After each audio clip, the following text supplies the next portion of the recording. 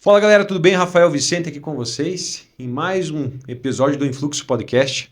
Hoje a gente vai trocar uma ideia com o Roberto Marton, nosso secretário de desenvolvimento aqui de Caçador. Fala, Planejamento. planejamento. Planejamento. Planejamento. Então volta lá, secretário de planejamento aqui de Caçador. Beleza? Robertão, como é que está? Bom, primeiro eu quero agradecer pelo Obrigado. convite. Acho sempre bom, eu gosto muito de conversar.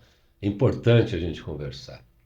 Um dos problemas que eu entendo, um dos problemas que eu entendo hoje é que as pessoas não conversam, conversam muito pouco.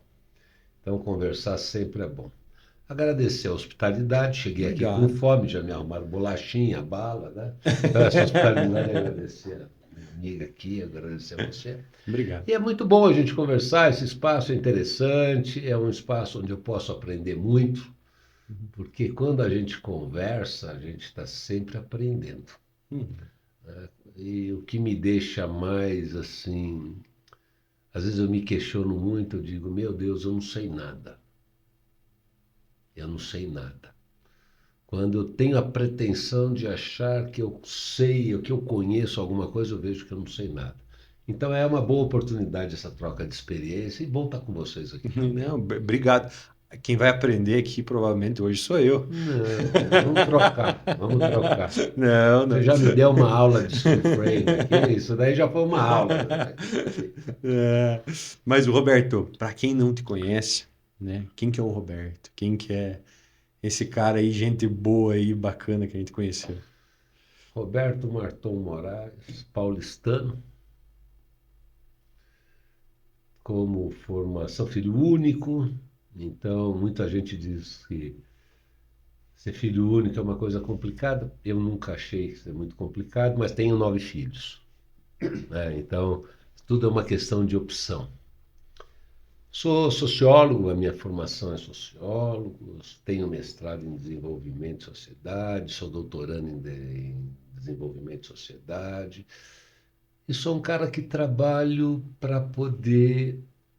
A gente tem que, eu entendo que a vida a gente tem que trabalhar para poder evoluir. Evoluir não só a gente evoluir materialmente, mas espiritualmente.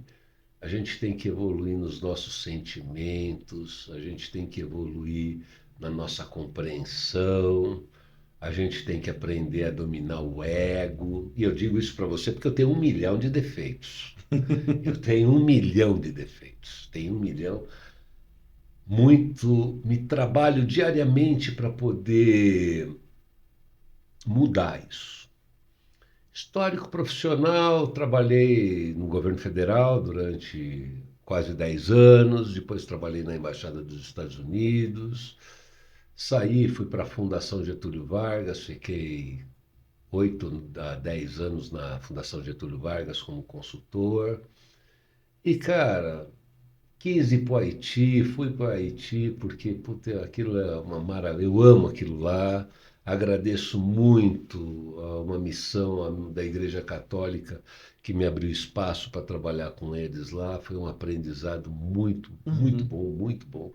Aquilo realmente contribuiu muito para o meu ser. uhum. E depois eu fiquei doente, tive um TEP, quase morri. Minha sorte foi que deu tempo de chegar nos Estados Unidos, eu estava no Haiti. E aí minha mulher, meu filho, meu filho é médico, pai, você não pode mais trabalhar no Haiti porque você ficou muito doente. Aí o Saulo, nós éramos já amigos há muitos anos, que eu trabalhei uma época com o governador Luiz Henrique, na assessoria dele. Conheci o Saulo através de um amigo chamado Dalírio Beber, que foi nosso senador, Uhum. e eu nunca perdi a amizade com o Saulo. A gente sempre ficou amigo. Eu nunca podia imaginar que eu viria caçador. Quanto mais vim trabalhar em caçador. E quando eu fiquei doente, que eu voltei para o Brasil, o Saulo disse: "Ah, você não quer vir aqui? Você foi da Fundação Getúlio Vargas, dá umas ideias para a gente." Eu falei: "Ah, eu vou." Ele disse para minha mulher: "Ó, vou ficar 6 meses lá e volto." Estou há 8 anos que eu estou aqui. Então, amo essa cidade, amo essa cidade. Eu vou dizer para você, fui adotado pela cidade, construí muitos amigos aqui, tenho amigos verdadeiros. Eu construí em Caçador amigos que talvez durante a minha vida eu não tenha construído tantos amigos aqui. Amizade Uhum. sincera.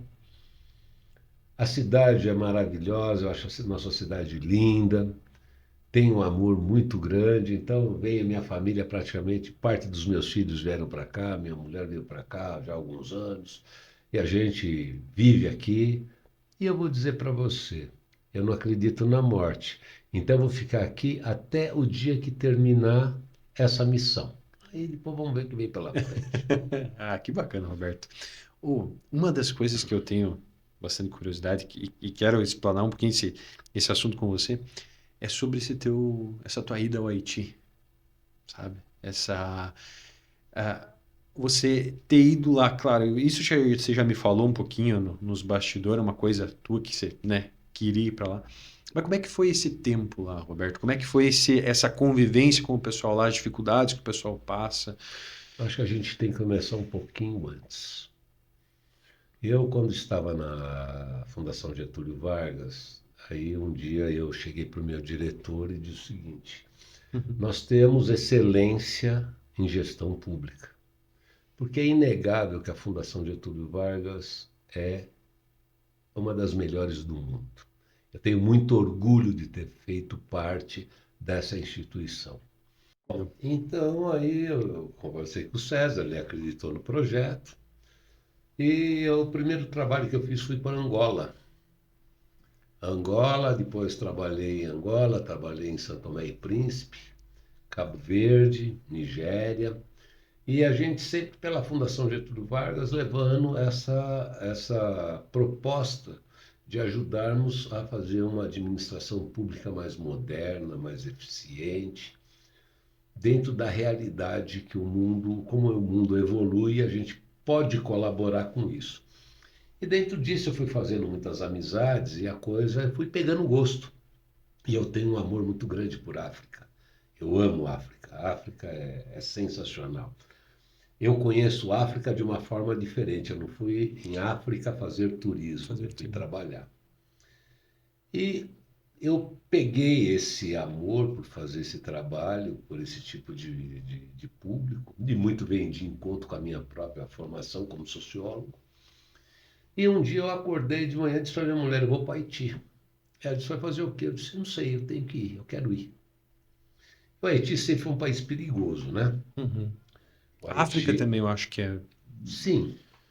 Não sei se a proporção é a mesma.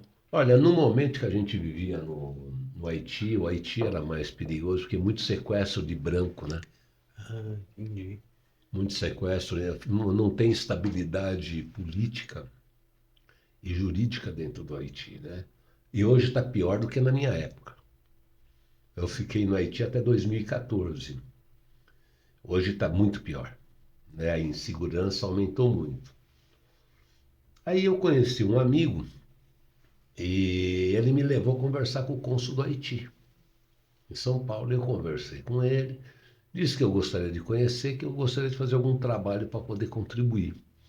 Eu fui para o Haiti, cara, fui pegando gosto por aquilo, fui pegando gosto, fui me envolvendo, acabei virando adido consular do governo do Haiti em São Paulo. Fui nomeado pelo governo do Haiti para o corpo diplomático deles, em São Paulo.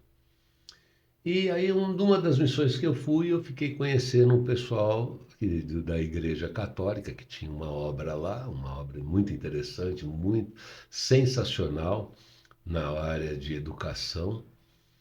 E eu acabei me envolvendo com eles e acabei entre indo e vindo para o Haiti quase 7 anos. Nossa. O Haiti tem uma característica: se você não gostar, quando você chega no aeroporto, você tem que tomar o primeiro avião para voltar.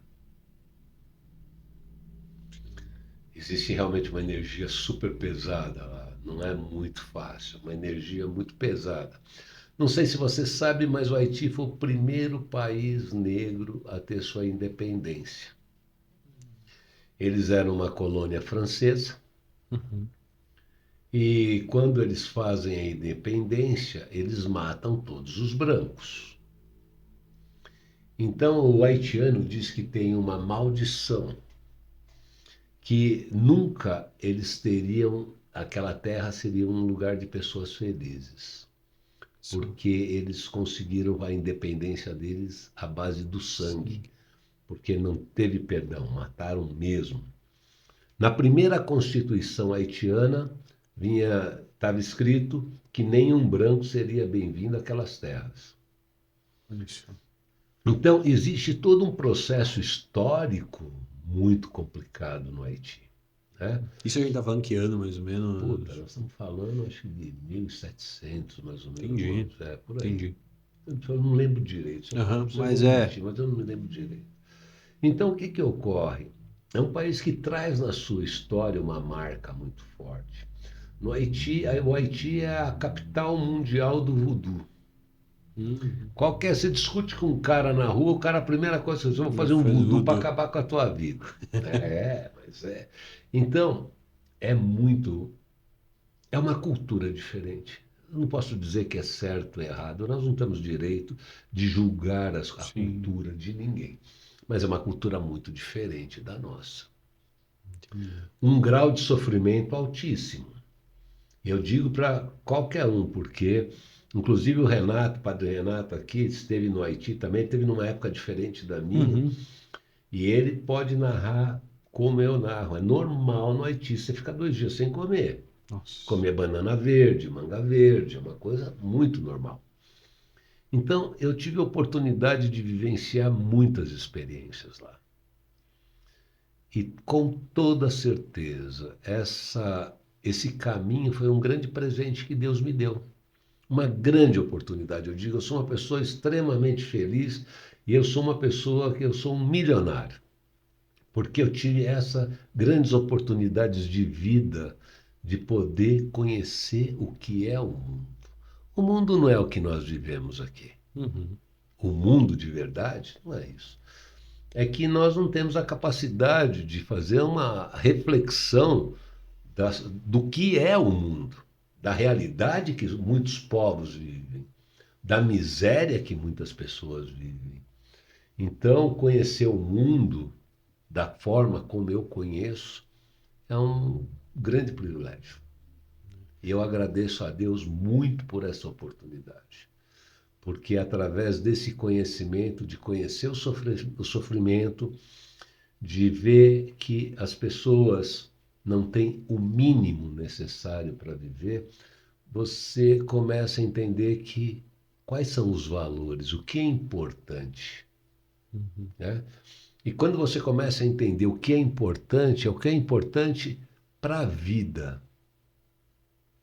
Será que é altamente justificável você sacrificar sua família em prol de objetivos, apenas de atingir objetivos seus financeiros? Às vezes a pessoa já tem uma estrutura, mas não tem tempo para um filho, não tem tempo para a mulher, não tem tempo para a mãe, nunca tem tempo. O pai quer conversar com o filho está sempre ocupado. Esse curto período de tempo de vida que a gente tem, porque é muito curta a vida, né? Se você pega o período histórico que vive um homem, não é nada. Nesse pouco período, será que a gente não poderia pensar em ser feliz? Então, esses ensinamentos me trazem o seguinte: o que é importante na vida? O importante é ser feliz. E o que é ser feliz? Que é a grande pergunta, né? Para cada um vai ser. Talvez ser feliz é um abraço, é um beijo, é você poder sentar e conversar um pouco com a pessoa que você gosta. Isso é ser feliz. Para ser feliz, você não precisa estar num hotel 5 estrelas. Você não precisa estar viajando de executiva. Você pode ser feliz viajando de ônibus com a pessoa que você gosta do teu lado. Né? Você não precisa chegar lá em São Paulo e ficar num hotel 5 estrelas. Você pode ficar num hotel 2 estrelas, 3 estrelas, que você não vai ficar o tempo todo dentro do hotel. Mas o viver, o conviver, o saber entender a pessoa que você gosta, que você quer, isso é ser feliz. Essa é a minha dedução de felicidade. E eu acho, Roberto, que o pessoal associou muito a felicidade ao dinheiro, né? Infelizmente. Então, se eu sou rico, se eu sou bem-sucedido, se eu conseguir fazer um negócio mirabolante e tal, esse cara é feliz. A grama do vizinho é sempre mais verde, né? Deixa eu te falar, sonhar com a riqueza. Cara, cada um tem o que quer. Eu acho que cada um constrói um caminho na vida.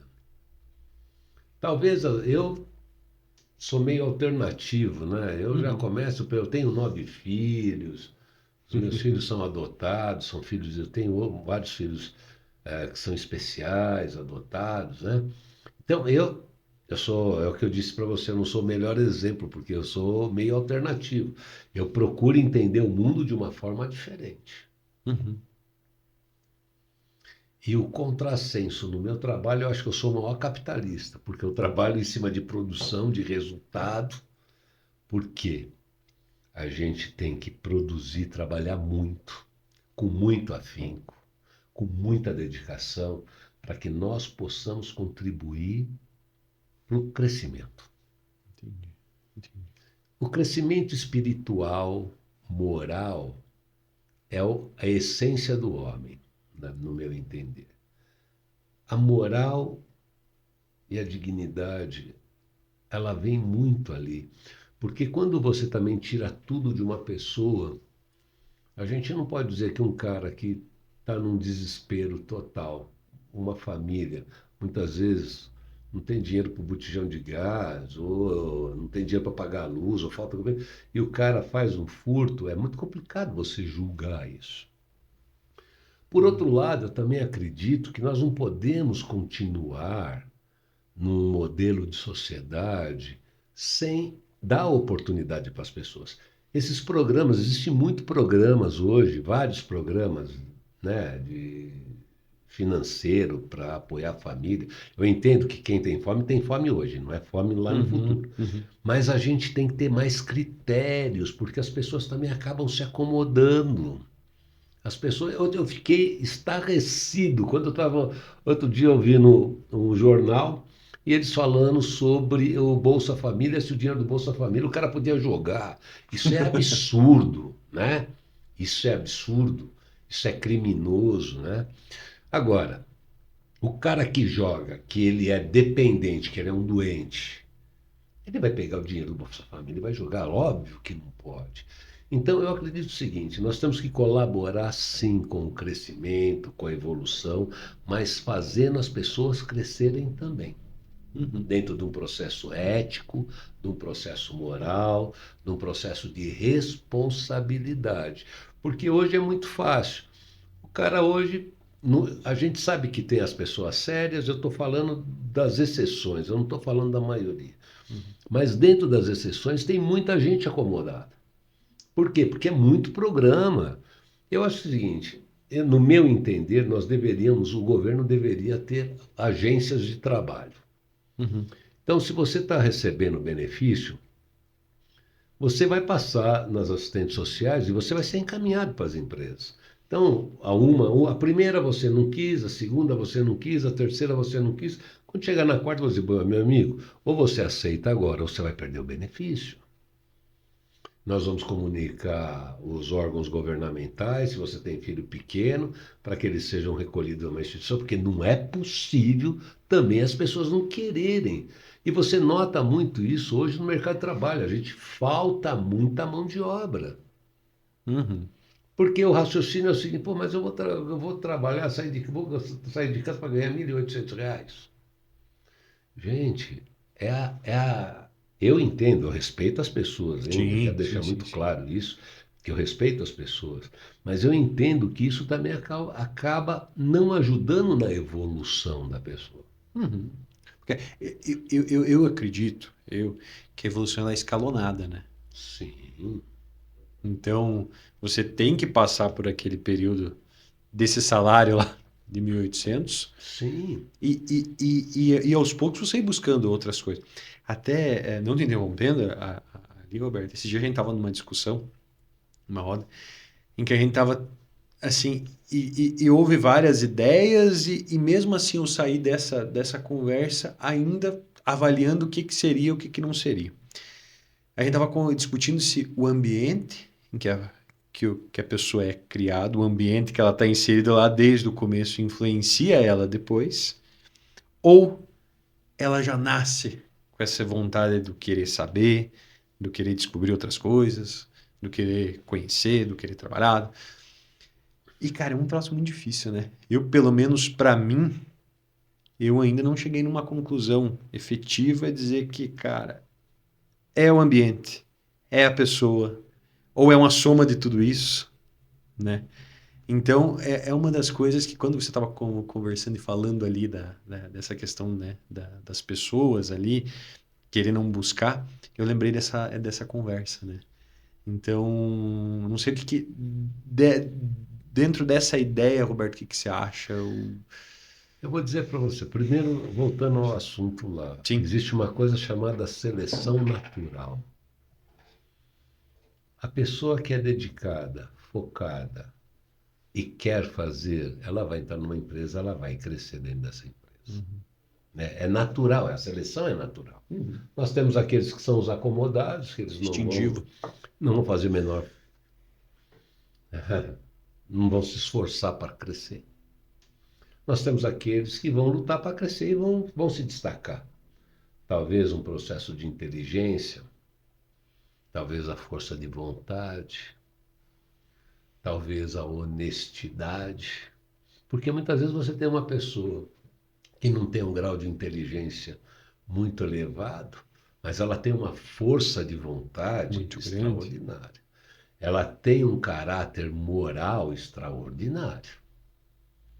Então, muitas vezes, você não precisa de um gênio.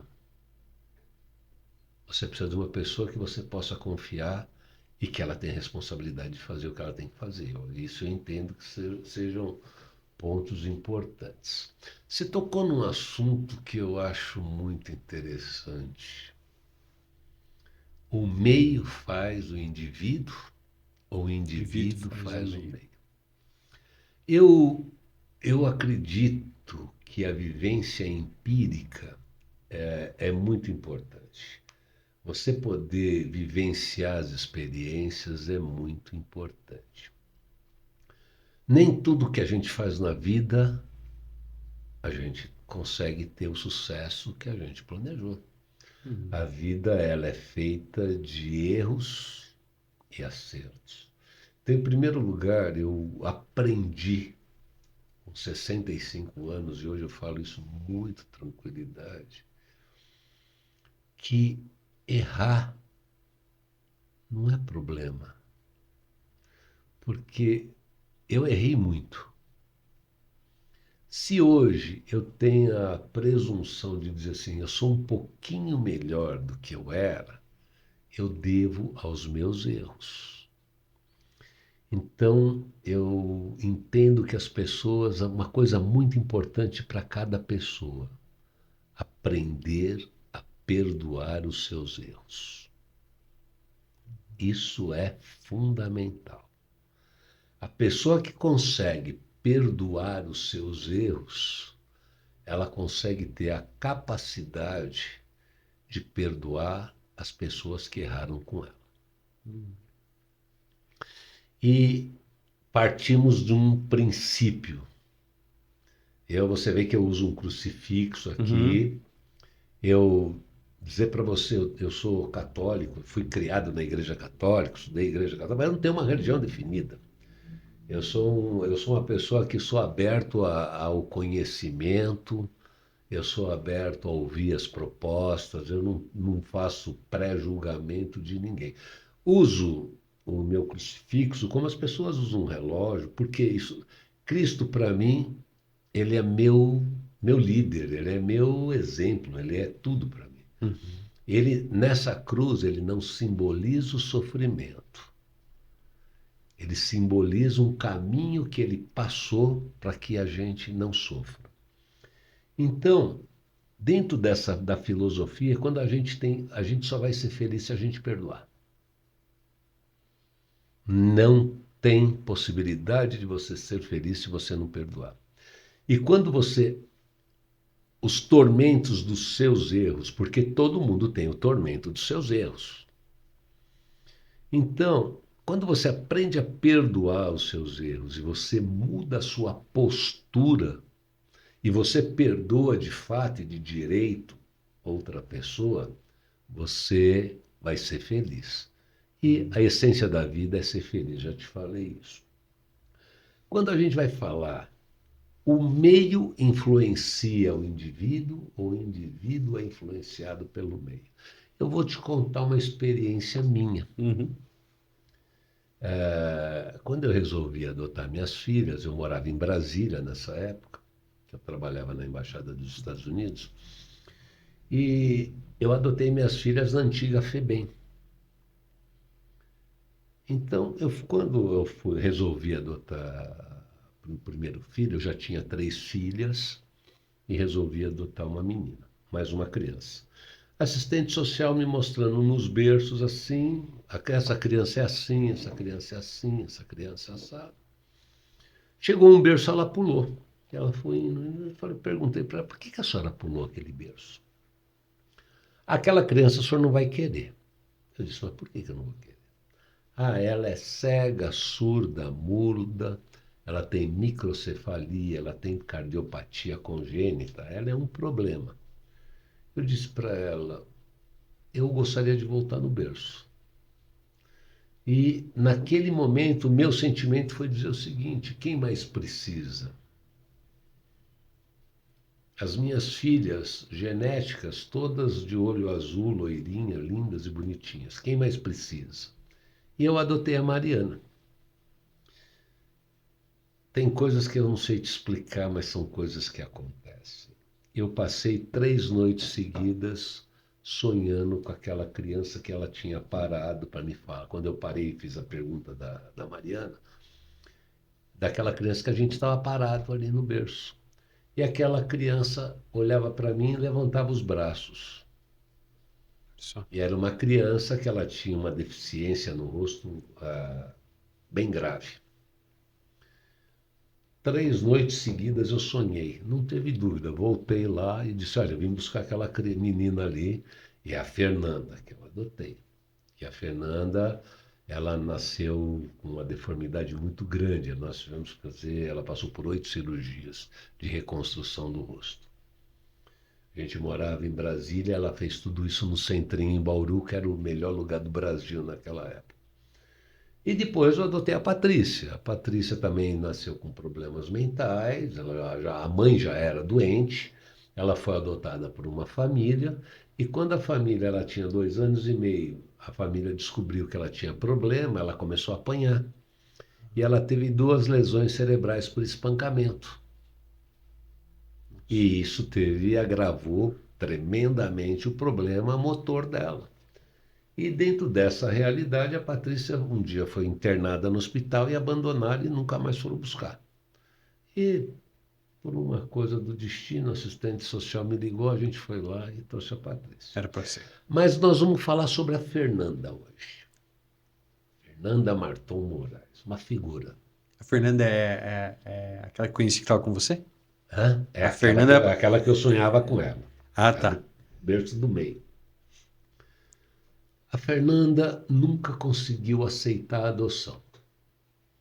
O fato de ter sido abandonada. Porque lá em casa não dava para dizer que era tudo filho, porque era um muito diferente, etnias diferentes, então, são todos. Então, lá em casa, e a gente sempre foi contra isso, nós entendemos que é a grande família da Mãe Terra, todos nós somos uma família. É o que eu digo, o cara que acha que eu sou inimigo é porque ele não sabe que eu sou amigo dele. O dia que ele souber que eu sou amigo dele, ele não vai ser meu inimigo, né? E a gente vai evoluir dessa forma. Junto. Hoje a gente ainda está muito preso ao ego, né? Às coisas, mas... Mesmo que diga que não tá, né? Não, sim. Eu digo para você, eu tenho 10 milhões de euros. Todo mundo tem 1 milhão, eu tenho 10 milhões de euros. Aí a Fernanda veio, e a Fernanda, assim, a minha mulher, a Márcia, né? Ela chamava de Nhaca. E a Márcia com a mãe para lá, a mãe para cá, e a mãe que levava ela para fazer as cirurgias em Bauru, super apegada à mãe. E ela dizia, foi crescendo, e ela dizia, não, eu sou a filha que meu pai mais gosta e tudo mais. Uhum. Então, a Fernanda, quando ela foi crescendo, as coisas foram mudando. Quando ela foi entendendo a realidade da vida, as coisas foram mudando. Como ela tinha essa deficiência no rosto, e foram 9 cirurgias que foram feitas durante muitos anos, ela sofria bullying na escola, né? Então tem uma carga de sofrimento da Sim. vida muito Uhum. grande em cima dela. Bom, a Fernanda sempre dando trabalho de ir para a escola, sempre. Sabe como que é, né? Uhum. Coisa de adolescente, então piorou. Eu Uhum. levava a Fernanda na igreja fazer o catecismo. Um dia eu cheguei antes para buscar ela, a Fernanda não estava lá. Cadê a Fernanda? Ah, pai, eu fui pro shopping, essas coisas assim, né? E pesado. E a Fernanda foi. Aí um dia a Fernanda, eu fui trabalhar na Bolívia um tempo. Trabalhei um tempo na Bolívia. Aí um dia eu liguei para a Márcia diz assim, Beto, a Fernanda quer ir para casa da tua tia.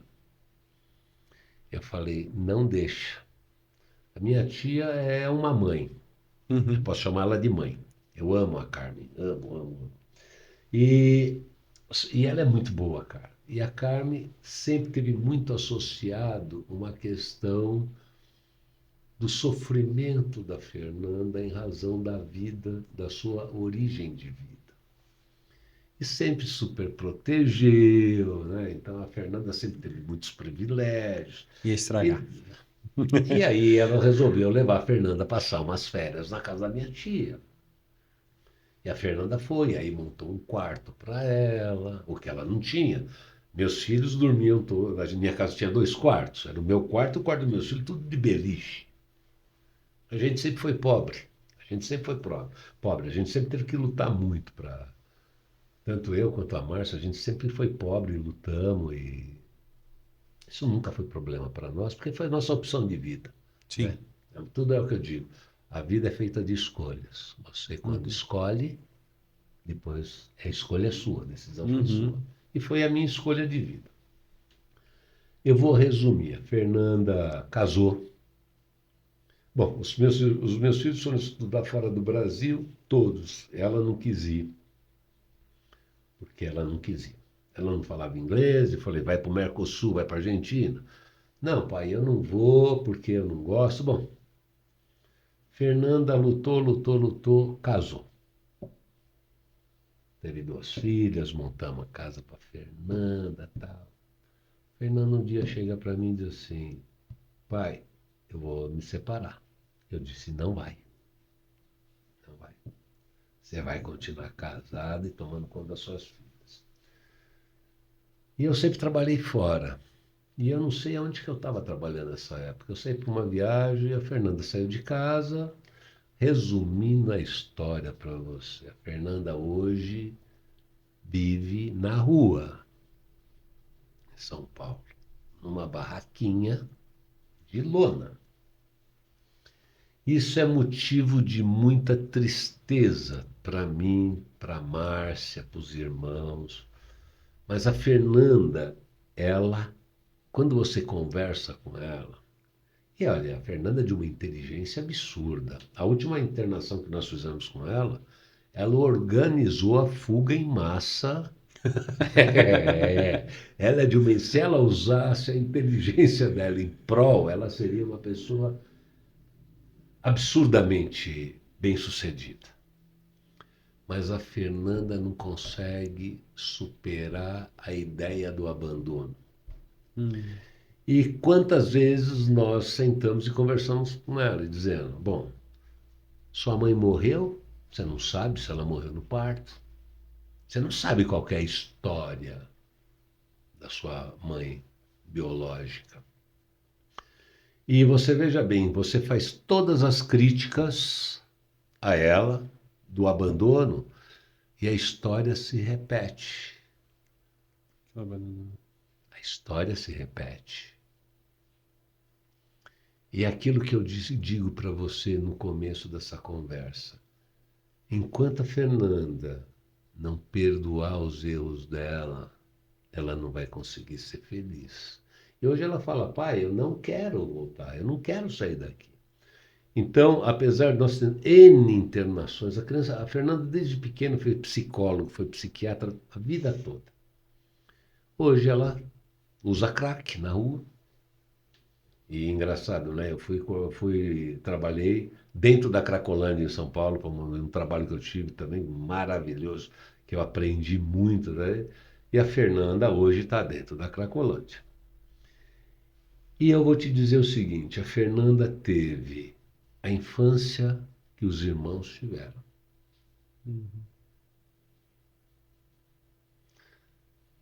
Os meus filhos estudaram em boas escolas em São Paulo, porque tudo que eu sempre ganhei na vida, por isso que a gente é pobre, tudo que eu ganhei eu usei para os meus filhos estudarem, né?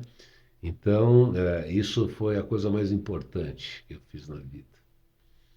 Então, veja bem, ela teve todas as mesmas oportunidades dos irmãos. Uhum. Se falasse, a Fernanda foi criada na rua e ela é hoje o que ela é porque ela foi criada na rua, era isso. Ela não foi criada na rua, ela foi criada com muito carinho, ela foi criada com muito amor. A mãe dela fez tudo o que podia, o que não podia por ela. A gente sempre, a família toda.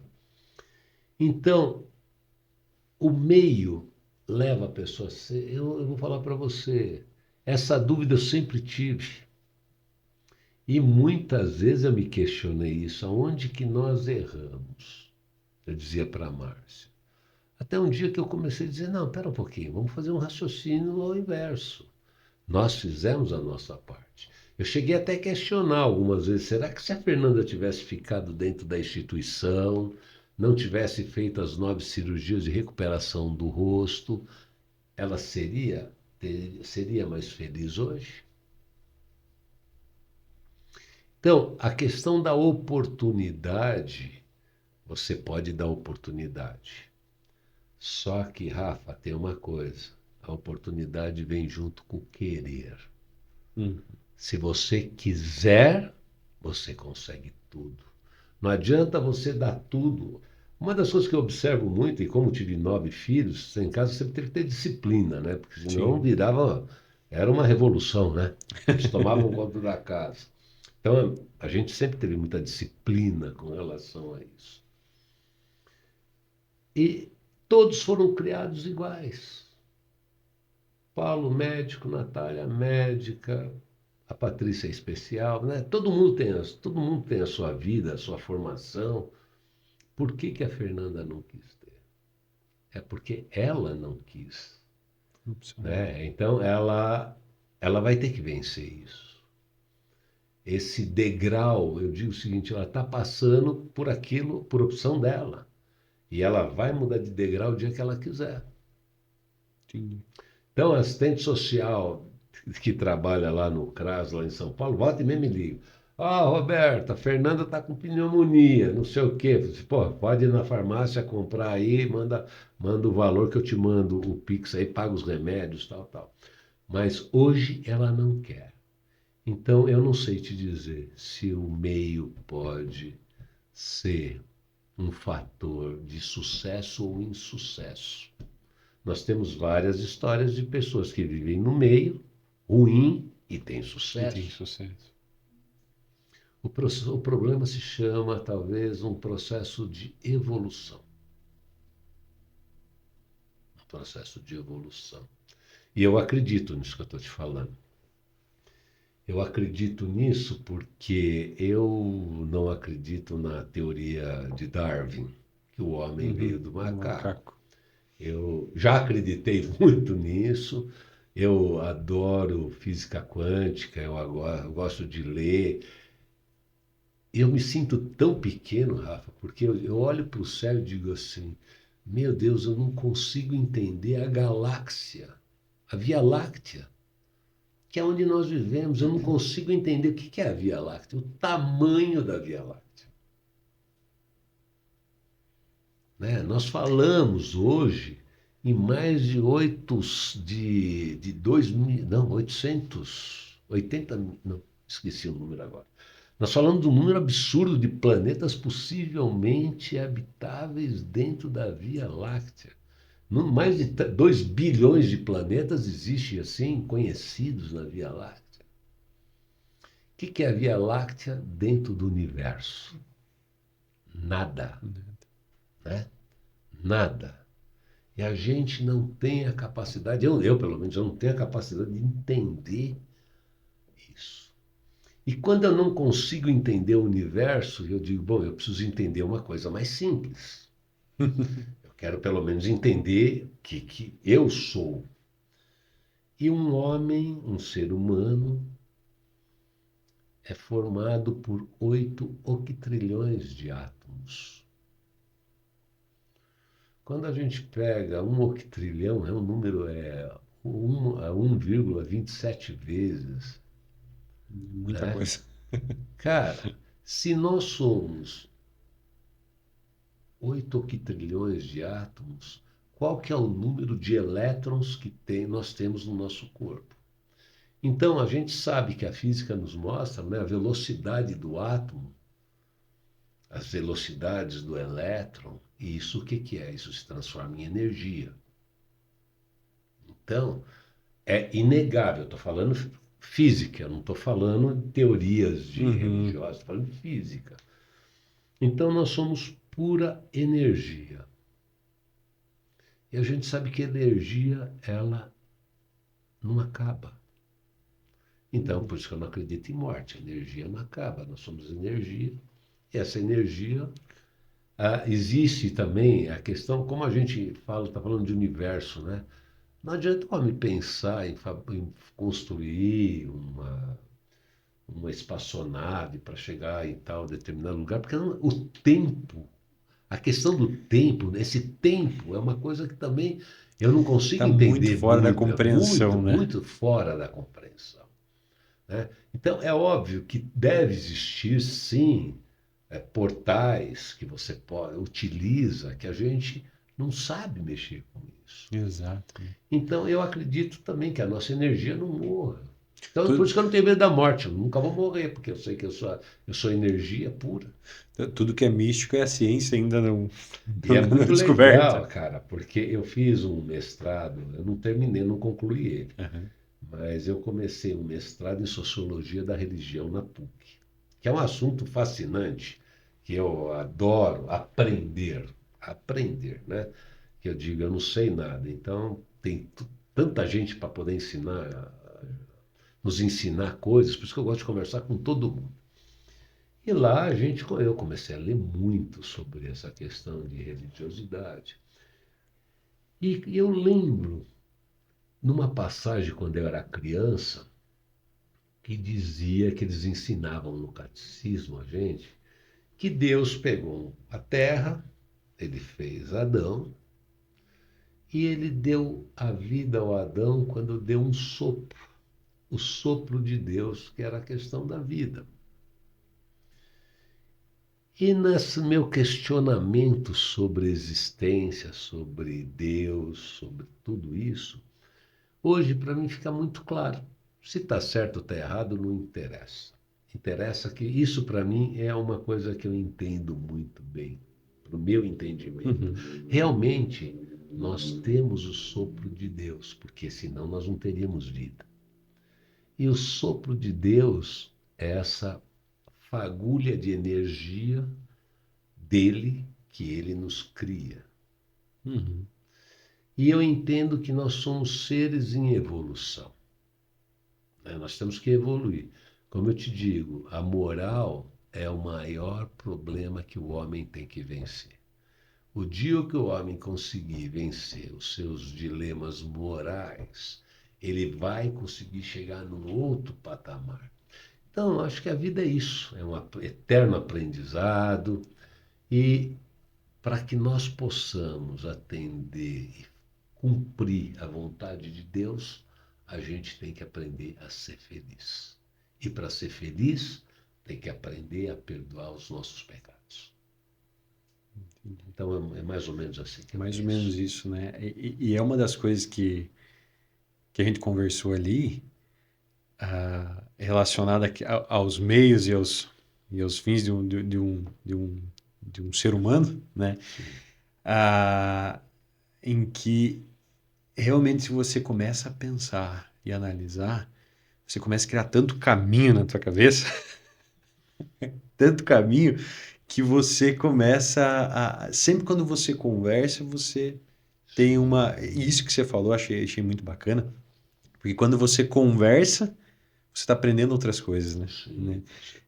E aquela minha visão ali que eu tinha, né? Que eu te falei ali, eu disse, não sei se eu consigo mensurar se é o ambiente ou se é o processo que faz o indivíduo. Quando você conversa, você consegue começar a enxergar também por outros pontos, né? Sim. E eu acho que isso é muito bacana. Eu acho que por isso que tanto o podcast, essa, essa vibe do podcast, ela foi tão bacana. Muito sensacional. Porque ali você começa a trocar ideia, porque, pô, eu pensei nisso há um certo dia atrás. O cara tá falando isso, né? Não sou só eu que tô sozinho nessa ideia aí. Então, eu gosto muito também de conversar e aprender. Eu acho que é tudo um aprendizado, né? Tudo é Tudo. aprendizado. Eu, quando era criança também, tem um fato, tem coisas que marcam a vida da gente, E né? quando é criança, principalmente. E uma vez eu estava lendo um livro de mitologia. Uhum. E nesse livro dizia que quando a gente morre, a gente tem que atravessar o Rio das Almas. E a gente tem que Pagar. pagar uma moeda para o barqueiro, porque senão você não atravessa. Ou você fica aqui ou você cai no rio, não tem outra coisa. E você sabe, Rafa, que acho que eu passei muito tempo da minha vida pensando na moeda do barqueiro. Então, você sabe, a gente tem culturas que levam no céu da boca, outras levam aqui no plexo, outras Nos levam nos olhos. olhos. Mas eu dizia, bom, mas quando botar fogo, como que ele vai levar? Então, realmente, o que eu entendi, e talvez seja essa uma busca da minha vida, sempre poder entender o mundo. O que é importante no mundo? Como eu vou levar a minha moeda? E a minha moeda eu só posso levá-la se eu praticar bons atos. Porque de material eu não vou conseguir levar absolutamente nada. Uhum. É impossível. As boas ações que eu fizer, elas fazem parte do meu crescimento. Porque quando você vai crescendo, você vai ficando mais responsável, mais ajuizado, né? Então, isso são coisas que você leva. Então, a forma de pagar o barqueiro é você fazer o possível, o melhor possível, para poder ajudar as pessoas.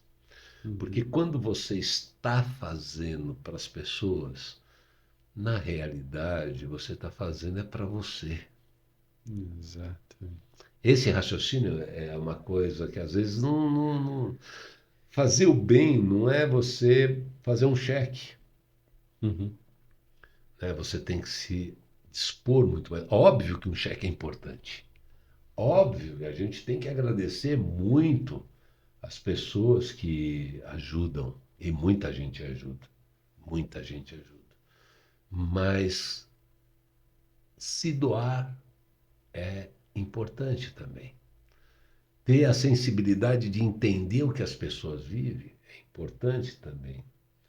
Deixar de julgar as pessoas é importante também, porque é muito fácil julgar. Ah, Muito hum. fácil. Né? Você cria os seus padrões de certo e de errado, são seus, E se a dentro pessoa da não se sua zona encaixar? de conforto, e você criticar as pessoas. Então, a gente acaba sempre caindo nos pontos vitais, que é a questão da moral. Uhum. Mas quando você tem um senso de moral, e eu estou longe para chegar nisso, hein? Eu estou falando, eu me esforço todo dia eu faço uma autocrítica dos meus erros. Eu digo, meu Deus, eu não vou errar mais. Nesse negócio, pô, passa um pouco, eu erro de novo. Né? Às vezes. Mas eu acho que você já está na diferença, você Não, já está tentando não, cara, mudar. eu quero mudar, mas vou te Tem o falar. pessoal que nem Mas tenta. é difícil. Né? Às vezes você age. Porque também você vive muita vida. É, Não existe um milagre. Né? Você tem a pressão, você tem que apresentar resultados, depende de você muita coisa. Então, às vezes, a gente. Então, esse exercício diário não é fácil. não, não é mesmo. Mas eu luto para um dia eu poder melhorar um pouquinho.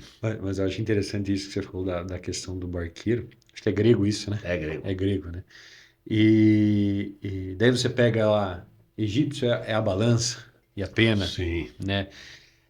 E daí isso acabou me lembrando também, numa passagem que Jesus falava que era mais felicidade em dar do que em receber.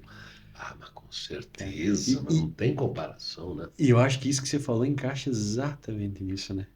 Então você conseguir perdoar, quer dar o teu perdão, né?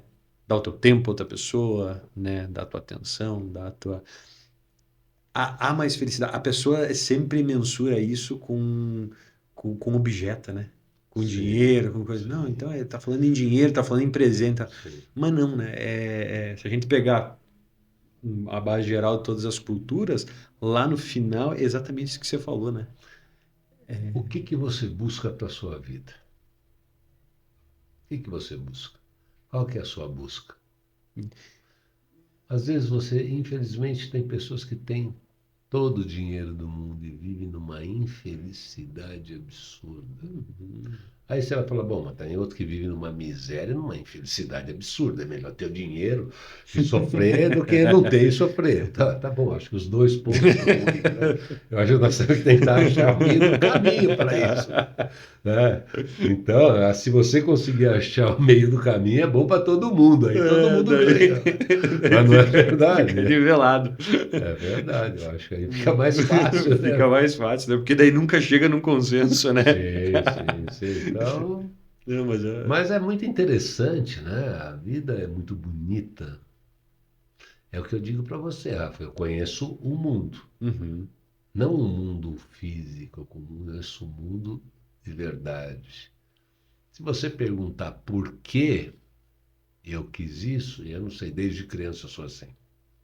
Desde criança eu sempre gostei de fazer o que andar, viver essas experiências. Meio que esse. Talvez essa seja a minha grande oportunidade de entender melhor o mundo, entender as pessoas, né? Procurar entender. Porra, como eu quero melhorar, cara. Puta, eu juro pra você, como eu não quero mais errar. Como eu não quero mais errar, eu juro pra você.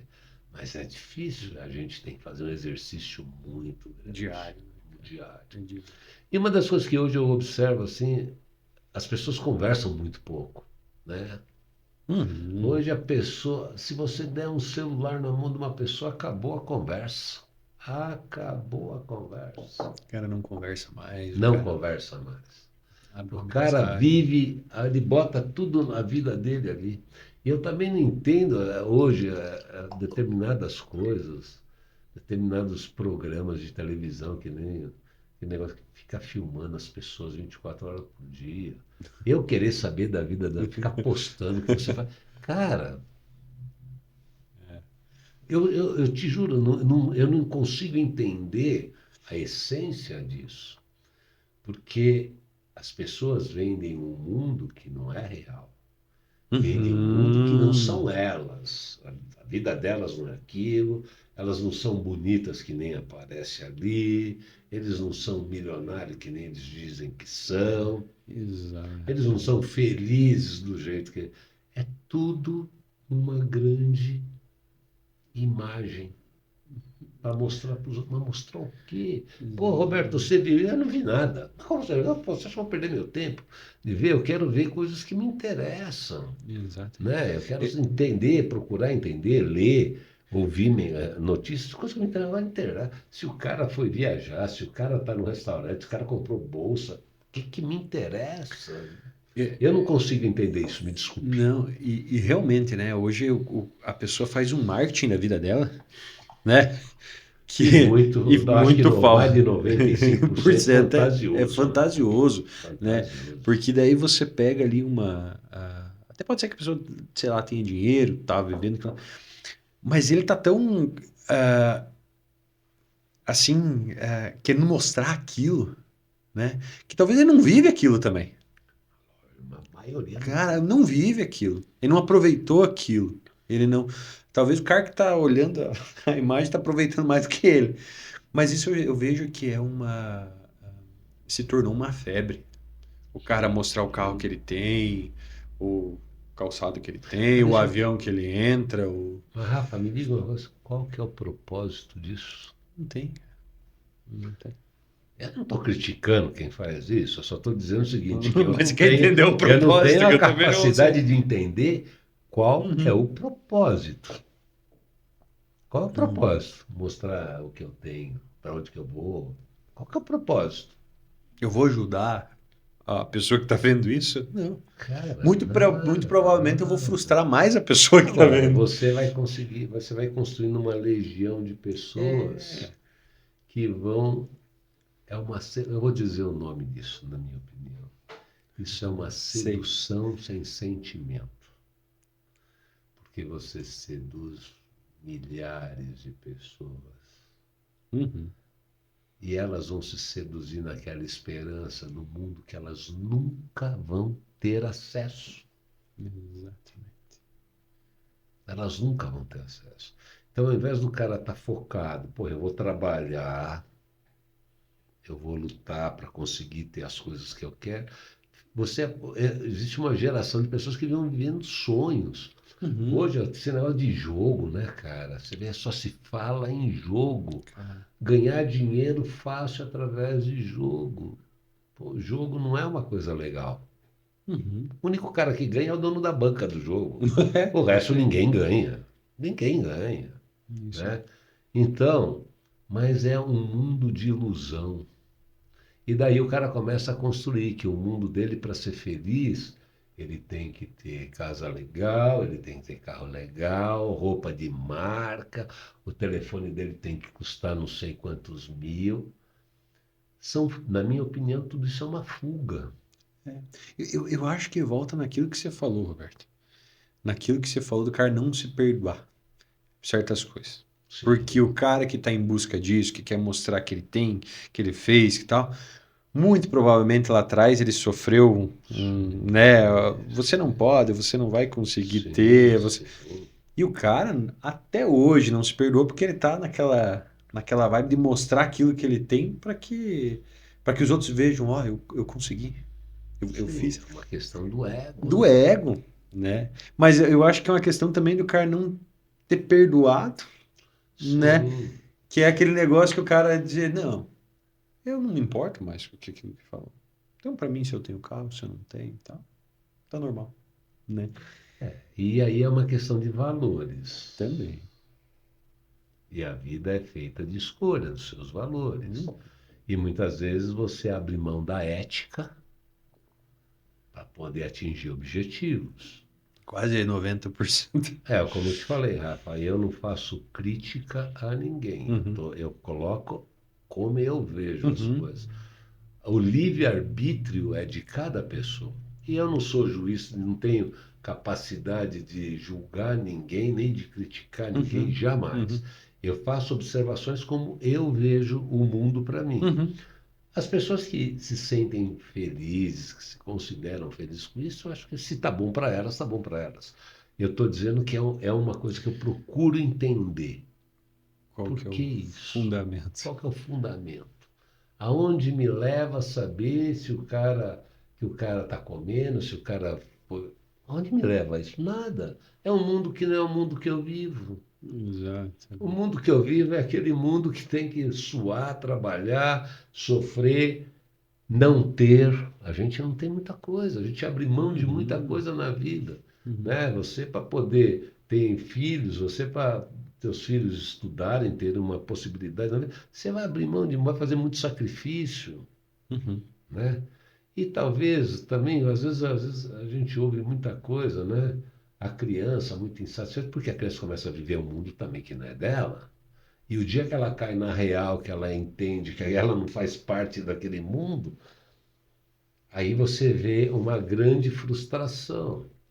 E você Exato. vê um alto índice de suicídio que vem crescendo de forma assustadoramente. Uhum. Então, eu entendo que no século XXI, a saúde mental é um grande problema.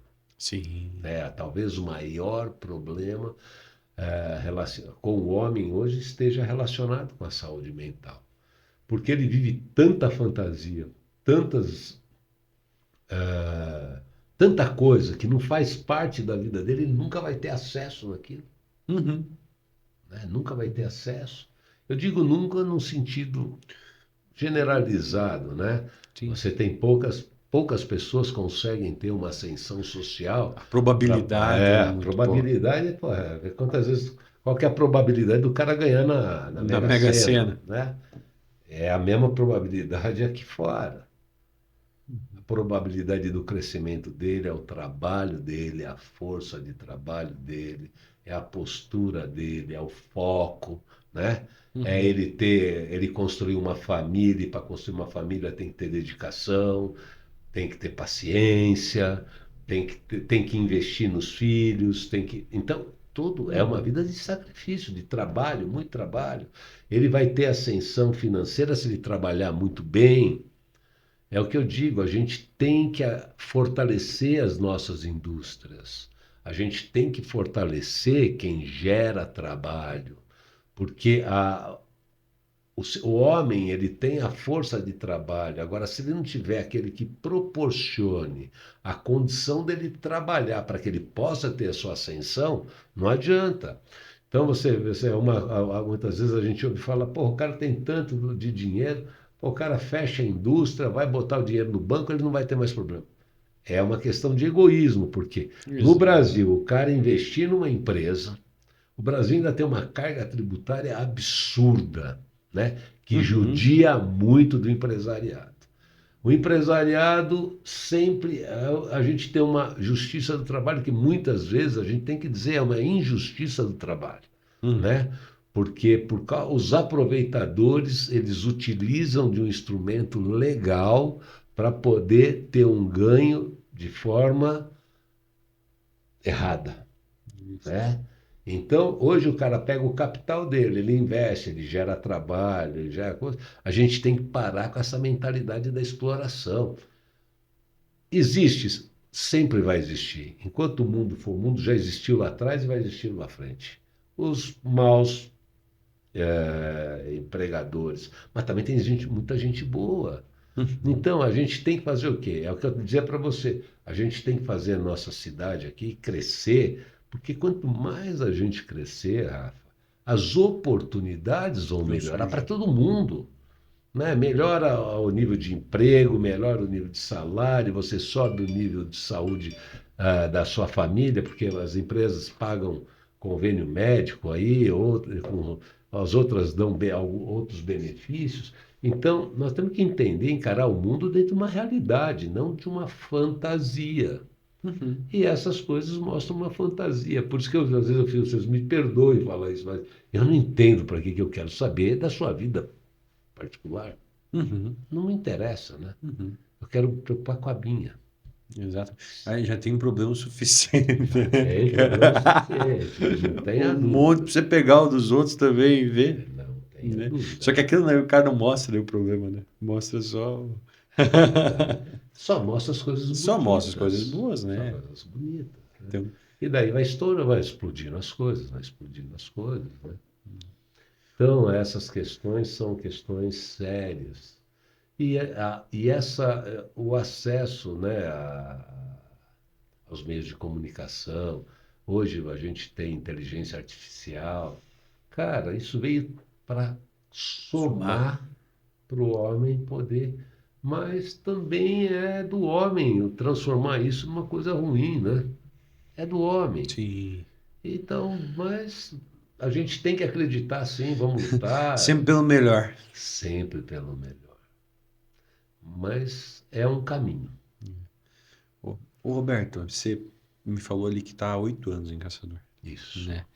Que já adotou a cidade, Sim, tem já é amor pela cidade. caçadorense. Sim, já sou caçadorense. Não é mais paulista.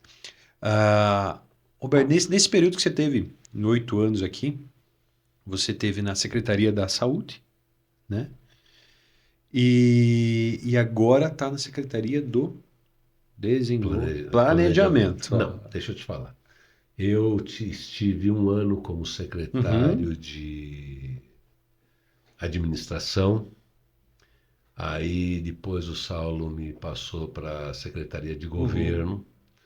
Na Secretaria de Governo a gente começou a fazer um trabalho estratégico para a cidade, de como nós poderíamos trabalhar o desenvolvimento da cidade.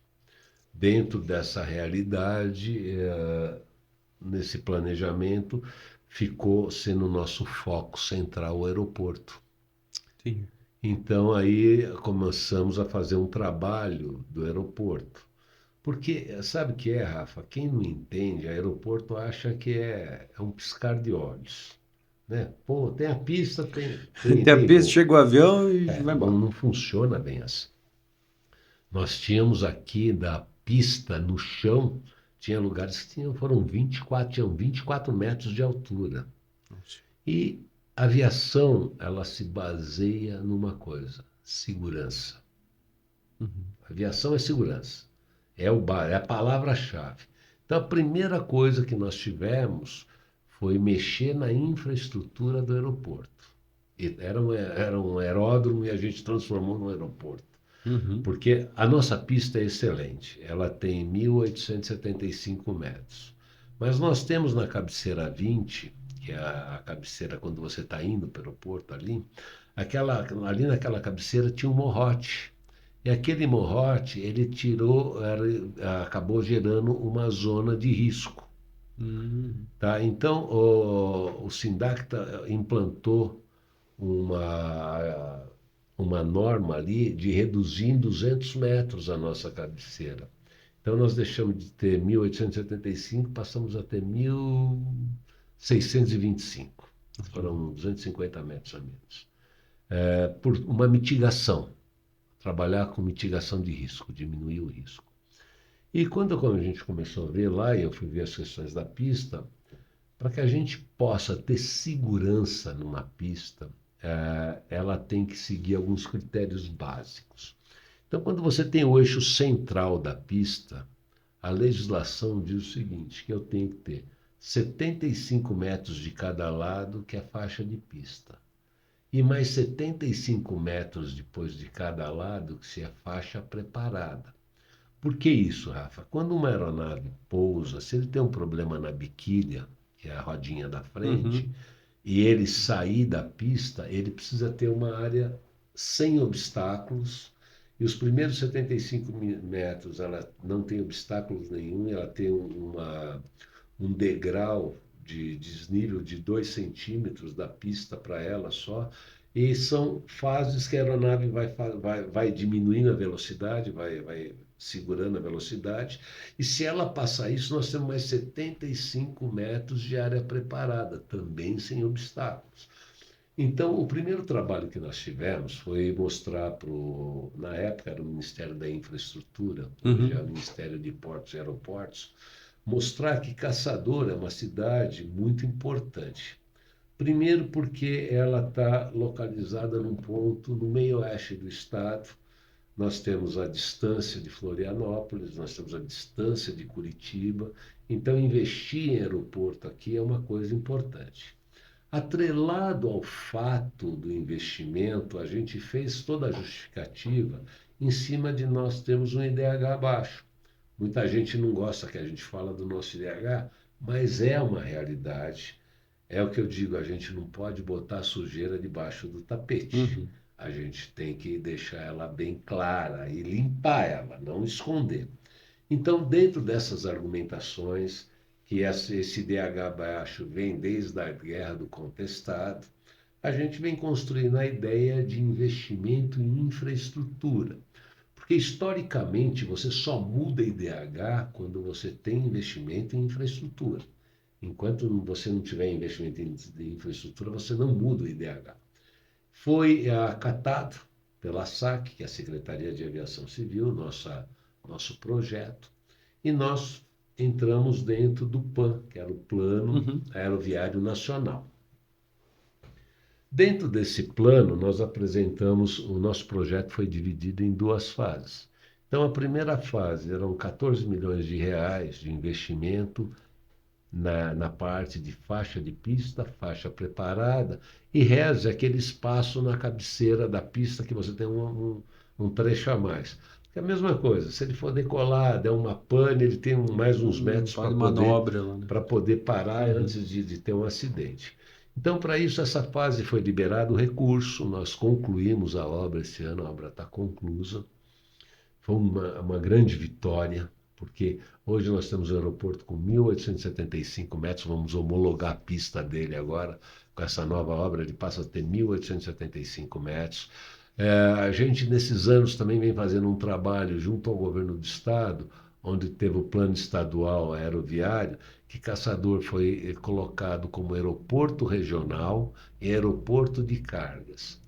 Porque, como eu te disse no começo, desde que que eu comecei a fazer esse trabalho, eu sempre pensei no aeroporto como um instrumento de desenvolvimento econômico da nossa cidade, né?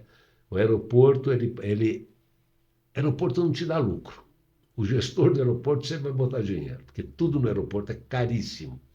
Só que o aeroporto é um indutor do progresso. Onde você tem aeroporto, você tem o progresso.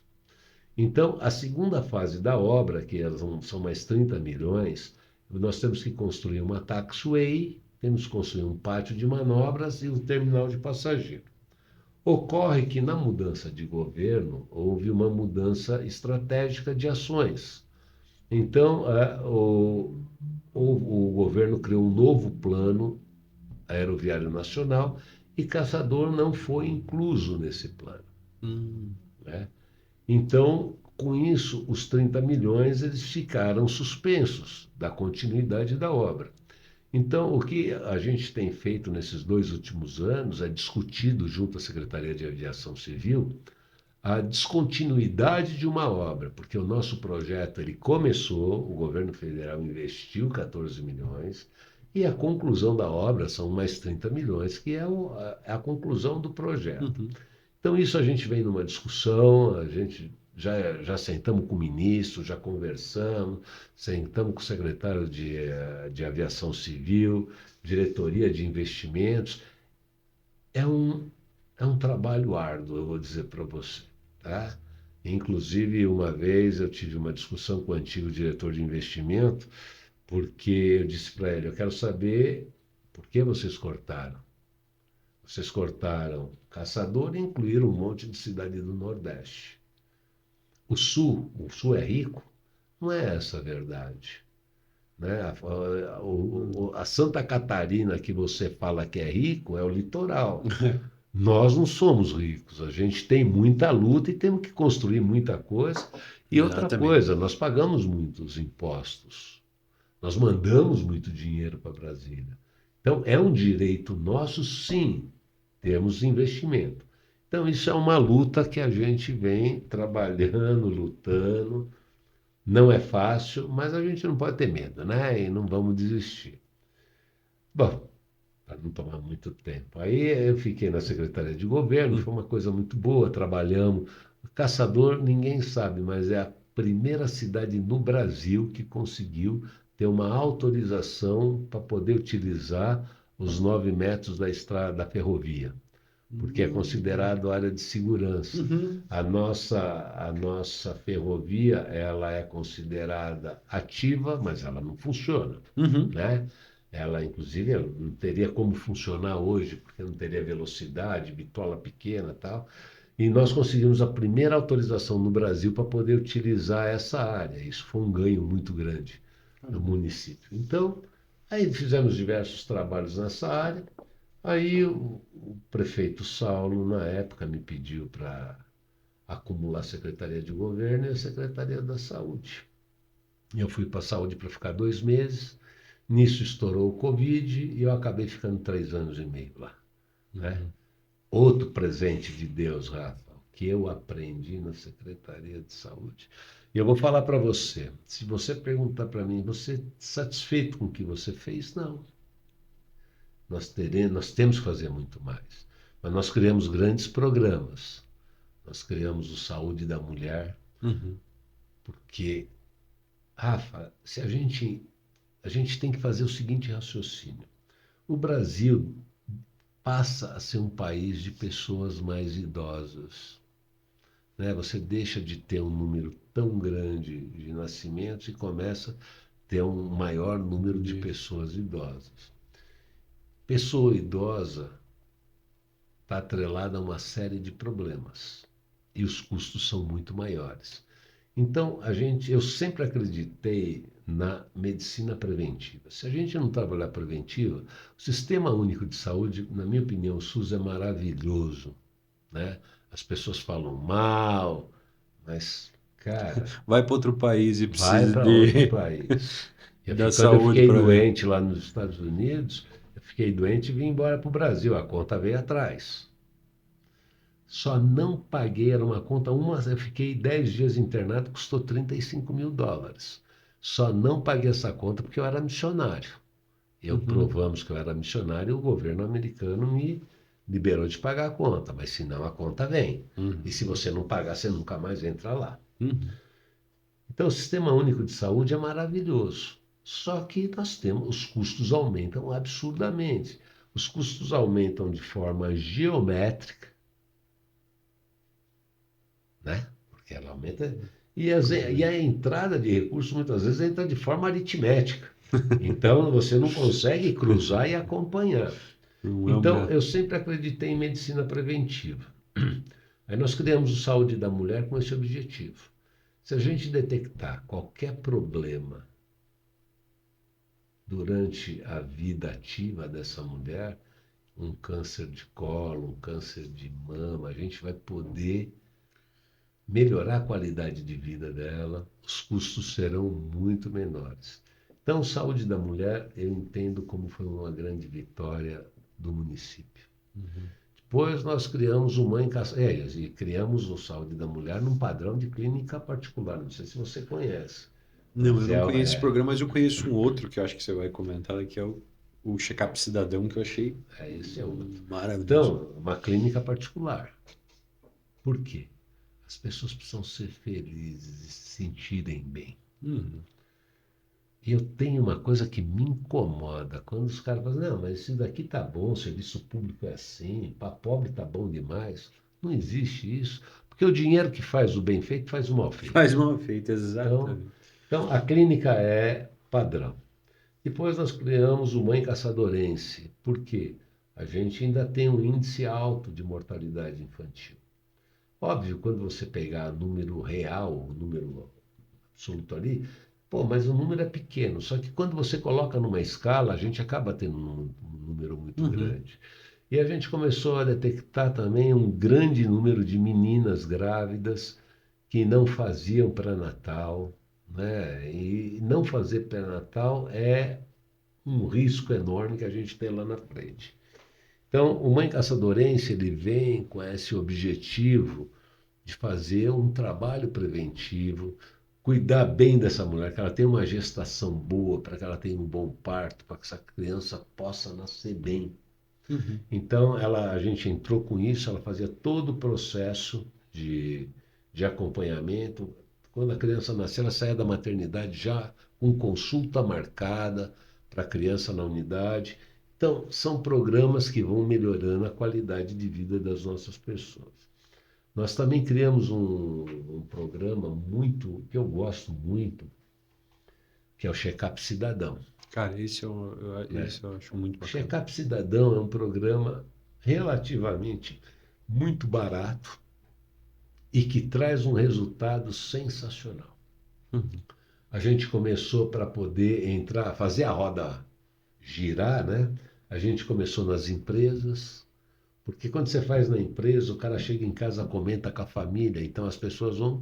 E aquilo é o seguinte: no mês do seu aniversário, 40 anos, você tem direito todo ano a um check-up. Você tem um histórico, então se qualquer problema que você tenha, você vai detectando naquilo ali, você vai tratar. Se você, pô, aparece um problema de hepatite, qualquer problema que aparecer, quando a gente entra rápido para o tratamento, a probabilidade de sucesso é grande. Muito grande. Os custos são muito menores, né? Uhum. Então, isso é um programa que eu considero muito importante. É um programa que pode não aparecer, mas o retorno dele vem em 5 anos. Daqui Exato. 5 anos você vai pegar os índices. Se ele continuar feito como foi criado, né, divulgado, e, e a gente, em Uhum, 5 anos uhum. nós vamos ter um resultado muito diferente, Entendi. tá? Porque a gente vai eliminando os problemas durante o período. Então, daqui 5 anos, não uma pessoa que está com diabetes que vai ter que fazer amputação no pé. Mas o cara já descobriu lá Já atrás que ele descobriu tinha lá atrás, já probabilidade de. trabalhou, já fez tudo. E dentro disso tivemos vários programas, né, vários programas novos que foram criados. A gente investiu, é o que eu digo, eu sempre disse para o prefeito Alencar, inclusive, agora, prefeito, nós não gastamos, nós estamos investindo em saúde. Uhum. Porque nós temos que entender também, Rafa, o seguinte: o hospital não é lugar para a pessoa fazer consulta. Mas quando a pessoa não consegue ser atendido, para onde que ela vai? Ela vai para o Hospital. hospital. O que nós fizemos para mudar essa realidade? Começamos da minha gestão, até o final da minha gestão, eu tinha aberto 5 unidades até as 10 horas da noite. Começa às 8, vai até às 10. Você trabalha durante o dia, você vai à noite. Você trabalha à noite, você vai durante o dia. E você vai diminuindo a porta do hospital. O hospital tem uma finalidade. O objetivo do hospital não é fazer consulta. É para caso já. Né? Já o caso já, então a gente, eles ficam, eles têm problema de RH, como todo mundo na área da saúde tem. Então o que que a gente faz com isso? A gente diminui a porta do hospital, melhora o nível de atendimento da população e é um programa que a gente tem que aumentar. Ah, é custo? Não, não é custo, é investimento, né? Exato. A parte odontológica à noite também, porque, Rafa, é engraçado, uma vez eu fiz uma pesquisa, uma empresa me ligou me perguntando, pô, que meus médicos estavam dando muito atestado médico. Eu perguntei de onde era a informação que tinha e tal, e eu mandei fazer um levantamento. Então, quando você vê o nível de atestado, é uma coisa muito relativa, Uhum. né? Então, os atestados é um grupo, sempre é o mesmo grupo que está nesse grupo do atestado. É o profissional do atestado. Então, o que que a gente disse? Parou de dar atestado. Atestado é se o cara precisa, se não é comparecimento de hora. Aí o cara fica bravo, chama a imprensa, quer bater, mas é um processo de educação. Nós temos que fazer um processo de educação. Não pode ser assim, ai, coitadinho, dá o atestado sim. Está errado. Atestado se ele estiver doente. Se ele não estiver doente, ele passou em consulta, ele não tem nada, volta a trabalhar. Exato. Essa é a vida, essa é a realidade, Uhum. né? Porque ele está ganhando para trabalhar. E você Exato. pega segunda-feira, aquilo está explodindo de Cara, jeito, porque o cara no sábado e domingo aproveitou demais o final de semana, está arrebentado e não quer trabalhar na segunda-feira. não é, cara. Eu tive uma intoxicação alimentar um período atrás e eu tive que ir, acho que era numa segunda de manhã, segunda de madrugada, domingo. Ah, Cara, não dá pra se mexer. Bom, eu voltei pra casa. Porque e você vê nitidamente, né? Não é sim, nem muito nítido. velado, né, cara? Eu Você garanto para consegue ver o você cara. que 80% que está lá não precisaria estar lá. Exato, exato. Agora, não se esqueça, o seu caso é mais importante do que o meu. Sim. Mas o meu caso é mais importante do que o dela. E aí, vai. Então, isso também é uma questão que você precisa saber ponderar, né? Porque todo Cara, mundo, o meu caso é mais exato, grave, exato. né? Não, você pode esperar, eu não posso esperar. Então, a gente reformou a UPA, a gente implantou um acompanhamento para pacientes terminais, que é uma coisa super importante. Uhum. Investimos bastante no CAPS, conseguimos fazer uma reforma, entregar uma unidade do CAPS digna. Não sei se você conhece, se não conhece, vale a pena conhecer, Não conhecia. né? Reconheceu? Digna, ali no Jonas, Jardim Uhum. Bonito, tudo, Uhum. né? Porque as pessoas precisam de coisas bonitas. Ninguém precisa de coisa feia. Eu já não posso admitir chegar num lugar, num posto de saúde, uma longarina toda quebrada lá e não foi substituída toda. Isso é relaxo da gestão, Sim. né? Falar que não tem dinheiro, tem. A gente tem dinheiro, a gente pode fazer, mas a gestão precisa ser comprometida. Porque Reformamos o Jonas, que foi uma vitória. O Jonas foi uma vitória para a gente, né? Então você veja bem, tudo é com muita luta. Porque sim. diferente, Rafa, do que as pessoas pensam, na prefeitura não tem uma maquininha de dinheiro. É o Uhum. orçamento. O dinheiro que eu tenho para comprar água é para comprar água, eu não posso comprar caneca. Uhum. Né? Então, criticar, eu gosto muito de ouvir. Ouvir é fundamental. Não levo nada para o pessoal. Nada para o pessoal. Eu entendo que se você está fazendo a crítica da água, você está fazendo a crítica da água. Se a pessoa quiser levar para o pessoal, o problema é dela. Eu não levo para o lado pessoal. E quando você faz uma crítica, eu sempre vejo como uma coisa construtiva. Por isso eu criei um programa Fale com o Secretário, Bacana. né? Então você era atendido. Se você tivesse qualquer problema, você ligava e dizia, olha, o problema é esse, esse, esse. Eu mandava levantar e a gente dava a resposta. Que E bacana. depois, dentro desse programa, eu fiz o seguinte: nós estabelecemos 20% dos atendimentos que tiveram, vamos dizer, sextas, hoje, 20%. Amanhã eu pego 20% dos diversos serviços que foram feitos e eu mandava uma mensagem. Olha, aqui é o Roberto Marton, secretário de Saúde. Rafa, você foi atendido na UPA, eu quero saber como foi o seu atendimento. Então, com isso, eu comecei a ter parâmetros para poder avaliar. Então, quer dizer, se eu começasse em determinado posto, eu tivesse muitas reclamações, Reclamações. eu tenho que agir aqui. Então, com isso, você pode ter um quadro que você vai analisando onde você tem que agir. Uhum. Fica mais fácil a Fica gestão. muito mais fácil você ter informação. Porque, às vezes, quem está no gabinete não recebe a informação. A informação chega. É um telefone sem fio, já É, chega. eu acho que é Foucault, né? Se não é Foucault, que trabalha semântica, semiótica, semiologia, aí ele usa muito a distorção da comunicação. Eu gosto muito de Foucault. E ele fala sobre a distorção da comunicação. Então, quando você está no gabinete, a mensagem que chega para você muitas vezes é muito diferente do que foi aqui. E quando a gente implantou isso, as pessoas faziam os relatos e eu mandava apurar.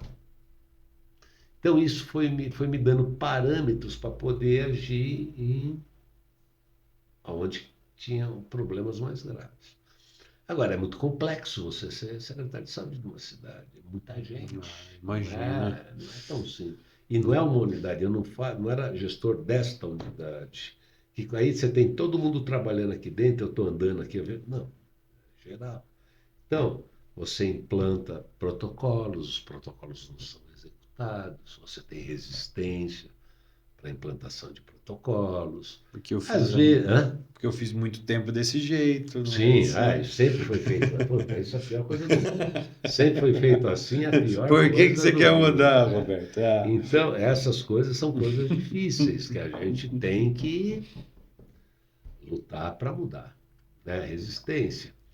Mas, do modo geral, é o que eu digo. Eu, graças a Deus, eu tenho a consciência que eu fiz o melhor que eu podia. Uhum.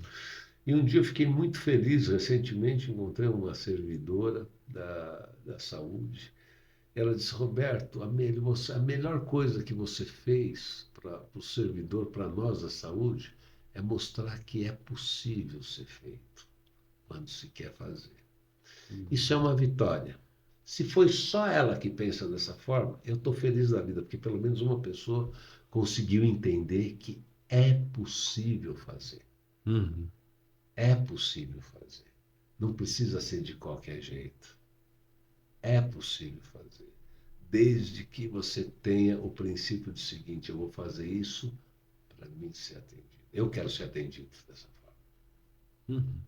Eu acho que Então, daí não tem errada, né? a gente erra, aprende, erra, aprende, erra, aprende, mas faz parte do processo. Do processo de. Aí eu passei agora depois eu saí nesse período eleitoral, fiquei como chefe de gabinete do prefeito e Uhum. agora eu estou como secretário do Planejamento. Nós estamos estruturando algumas metas que o governo tem para o próximo exercício. E vamos ver no próximo exercício o que vem pela frente, né? Tem mais ou menos uma ideia aí o que que. Olha, eu estou sempre à disposição do prefeito, mas é que eu Uhum. digo para você, essa questão, o meu trabalho, o princípio do trabalho que eu comecei a fazer lá atrás, que eu parei quando foi para a Uhum. saúde, é trabalhar a questão do crescimento e do desenvolvimento econômico, não só de Caçador, da região. Caçador é a cidade-mãe, né? É o centro administrativo da nossa região. Uhum. Nós tem o ônus e tem o bônus disso. Porque muitas vezes o pessoal das outras cidades vem, utiliza o sistema de saúde. Nós somos a maior cidade. E uma coisa que nós não podemos nunca nos esquecer é o seguinte, se chama Sistema Único de Saúde. Se nós saímos daqui, Rafa, e fomos fazer uma viagem para Belém do Pará, lá para o Círio de Nazaré, e você der uma torção no pé, nós vamos numa UBS, nós vamos ser atendidos. Exato. Então, nós temos que ter orgulho de ser a maior cidade. E se nós somos a maior cidade, nós temos que ser melhores. Nós temos que ser melhores, nós temos que construir as coisas pensando o seguinte, não, eu dou conta de atender sim, porque eu sou a maior cidade, eu sou a melhor cidade. E quando a gente fala na questão do desenvolvimento econômico da região, nós precisamos ter um gatilho. Então, dentro disso é a tese de doutorado, né? É que eu trabalho ela, que é o desenvolvimento econômico do meio-oeste catarinense a partir da implantação de um terminal de cargas multimodal alfandegado na cidade de Caçador. O nome é muito grande, parece difícil de entender, então eu vou te explicar em uma linguagem bem simples Uhum. para vocês poderem entender. Como eu te disse, nós somos os maiores. Os nossos problemas também são os maiores. Prefeitura não tem máquina de dinheiro. Da arrecadação que a prefeitura tem, não sobra 3% de investimentos em novos projetos, porque 53% da arrecadação já fica na folha, né? E daí você tem todo o custeio de uma cidade. Então, como que vamos crescer? Então, quando eu comecei a trabalhar com aeroporto, o primeiro pensamento que eu tive era o seguinte, né? Nós vamos transformar esse aeroporto num aeroporto de carga e nós vamos construir um TEC aqui. TEC é Terminal de Carga Aérea. Uhum. Por quê? Porque avião vai vir para cá se tiver carga. Porque muitas pessoas não têm ideia, mas passageiro não paga o custo operacional de uma aeronave. E é a primeira coisa que a pessoa pensa, né? Não é a tua passagem que vai pagar o custo. O que paga o custo é carga. Então é atrelado carga mais passageiro para poder fechar a equação, senão você não fecha essa equação. E então minha ideia era falar assim, bom, como trabalhar para botar esse aeroporto como aeroporto regional, colocar ele como aeroporto de carga, a gente vai ter um terminal de carga aérea. Aí eu comecei a estudar. Então, a primeira coisa quando eu fui estudar, É um raciocínio bem legal esse, porque geograficamente, quando você pensa em caçador, você fala, pô, mas aqui tudo é difícil, né? Pô, eu tô longe de Curitiba, eu tô longe de Florianópolis. Tudo é difícil. Aí eu disse, bom, mas como que nós vamos fazer? Como que eu vou ter atrativo? Qual que é o atrativo que a gente vai ter para poder fazer essa região crescer? E eu comecei a estudar. A primeira coisa que eu fui estudar foi a questão da macroeconomia do sul do Brasil. Eu tinha que entender como funciona a macroeconomia do sul do Brasil. Então, para começar a entender, eu tinha que delimitar determinados pontos. Então, eu entendo que o Paraná a gente considera Londrina e Maringá dois pontos importantes econômicos. Né? Então, você tem Londrina e Maringá, Tá lá em você cima. lá em cima. Depois Uhum. você tem Curitiba, você tem Florianópolis e você tem Porto Alegre. Então eu fui em Maringá ali, em Londrina, e eu fiz uma tangente. E quando eu fiz essa tangente, eu parei em Porto Alegre. Eu disse, pô, que interessante. Aí eu disse, pô, mas Santa Catarina nós temos uma fronteira. Uma fronteira significa Mercosul. E Mercosul significa negócios. Aí eu fui na fronteira. Eu fiz uma outra tangente para o litoral. Quando eu faço esse cruzamento, eu descobri que Caçador está no Tá no meio. centro econômico do sul do Brasil. Eu disse, pô, espera um pouquinho, isso aqui me interessa. Eu estou no centro econômico do sul do Brasil. Vou entender geograficamente o que representa isso a nível de rodovias.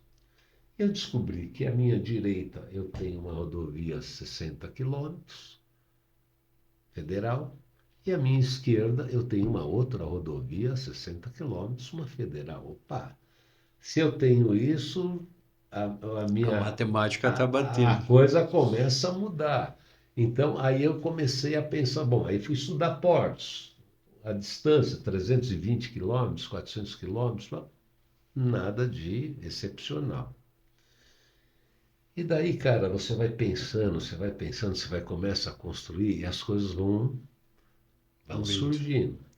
Então, dentro dessa realidade, eu disse, bom, talvez caçador não seja a melhor opção só pensar no parque industrial.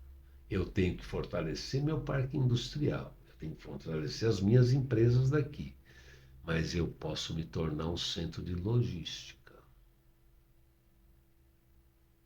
E um centro de logística é uma coisa muito grande, muito importante. Então, aí eu comecei a dizer o seguinte: bom, centro de logística, centro do sul do Brasil, o que representa isso e como que eu vou fazer isso virar dinheiro? Aí eu fui estudar a corrente comercial do estado de Santa Catarina, importação e exportação. Caçador hoje é o quinto maior exportador de Santa Catarina. É muito importante isso. Nós não podemos, nós temos que levar em consideração que Itajaí é porto. Uhum. Então, gente, se nós somos o quinto maior exportador e estamos longe, não temos apoio, se a gente tiver apoio, se a gente construir as pontes corretas, a cidade pode crescer muito. Caçador cresce, a região cresce, o estado cresce. Aí, quando eu fui estudar a corrente comercial de Santa Catarina, o primeiro ano que eu peguei de estudo foi 2019. E eu descobri que em 2019, 20% de todas as importações feitas pelo estado de Santa Catarina foram nacionalizadas em outros estados. Então, São Paulo fica com 82% dessas importações, porque Porto de Santos, aeroporto de Guarulhos, aeroporto de Viracopos, aí vai um pouco para o Rio de Janeiro, vai um pouco para o Paraná. Em termos de recurso, eu vou dizer o número que nós deixamos de arrecadar. Esses 20% na arrecadação de ICM representa 5 bilhões de reais. Sim. Por que, Rafa? Quando você importa essa caneca, ela chega da China, no Porto de Santos, para que a gente possa tirar o seu container, nós somos obrigados a pagar o imposto. A importância. O imposto, nós somos obrigados. Se nós não recolhermos lá, a gente não tira. Então eu disse, bom, então, peraí, não me interessa ter um terminal de carga aérea. Eu preciso ter um terminal de carga multimodal alfandegado. Por que multimodal? Porque eu posso trabalhar com caminhão. E por que alfandegado? Quando chegar o container do Rafa em Santos com as canecas, ele vai pegar o container dele, vai botar numa carreta, vai vir para Caçador com uma guia de remessa, chega aqui, a Receita faz a nacionalização e ele recolhe o imposto dele aqui. E fica aqui. E fica no Estado. Só para você ter uma ideia, o ICM representa 41,14% da nossa arrecadação. Então, se nós trouxermos 1 bilhão para cá, nós estamos falando de uma perda em 1919. Eu estou fazendo estudo ano a ano, né? Se a gente está falando em 5 bilhões, se a gente trouxer 1 bilhão, aí você vai me perguntar, bom, qual que é a vantagem de trazer? As vantagens são muitas. Primeiro, porque lá em Santos, se você pegar um canal vermelho, tua mercadoria vai ficar mais de 20 dias parado lá. Quem mexe com logística quer agilidade. Agora. É agora. Quando ele vem para cá, aqui não tem o fluxo, então aqui é rápido a liberação. Quando os nossos caminhões saírem com a nossa matéria daqui, o nosso material para exportação, ele sai com toda a documentação pronta daqui. Ele sai, chega no Porto de Santos, ele vai deixar lá no container dele e vem embora. Hoje, um caminhão parado por dia no Porto de Itajaí é mais de $500. Então você veja, nossas empresas perdem recurso, perdem sua competitividade.